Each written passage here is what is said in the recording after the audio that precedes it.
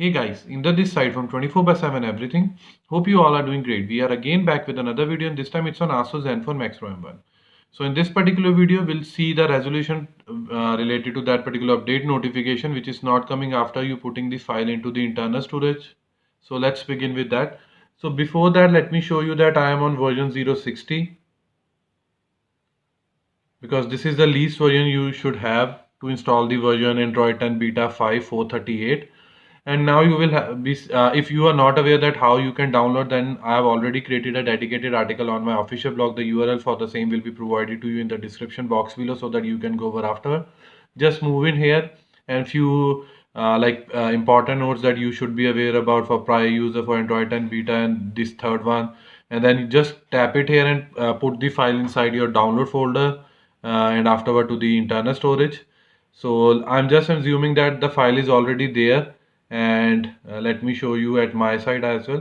So in file is already in download, you just have to move it to the internal storage. So to cut down the time, I've already done that part, and file is in my internal storage as well. So let me restart the phone and it will show a update notification at my side. But if it is not showing, then I'll be covering the resolution for the same in next 1 or 2 minutes as well. So this is just for the confirmation because few people might be asking why the update is not coming at their side. So this will verify each and every bit. So finally the phone has been restarted. Now we'll see one prompt like system update file detected. If I'll be tapping it here, it will show me two packages with the same signature or whatsoever we say. So one is in my internal storage and another is on my SD card, and one I have put in my download folder which will not be detected here. So now I'm going to assume that I didn't get this particular update notification, the same that you are facing at your side. What we have to do it now, we have to download that particular file, and now this time we have to keep it in our external storage or SD card. So let me show you that as well, that I have already kept that in my external storage, that is SD card. Now what we have to do, we just have to restart our phone and keep on pressing the volume down button side by side so that it will directly boot us into the stock recovery mode.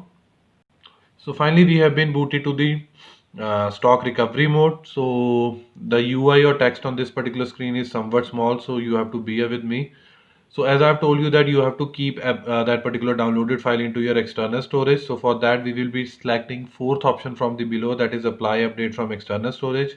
For selecting up and down, we have to use volume rocker button. To select, we have to tap on power button, and this will list out all the contents in my SD card. So like I have told you that I have already kept that particular file in the root, that is the very first file, this one. So I'm just going to select it by pressing on power button. Now this particular file will verify the update package. If everything will be fine, then it will initiate the I would say upgradation process or installation process. So you should at least be on 060 or more.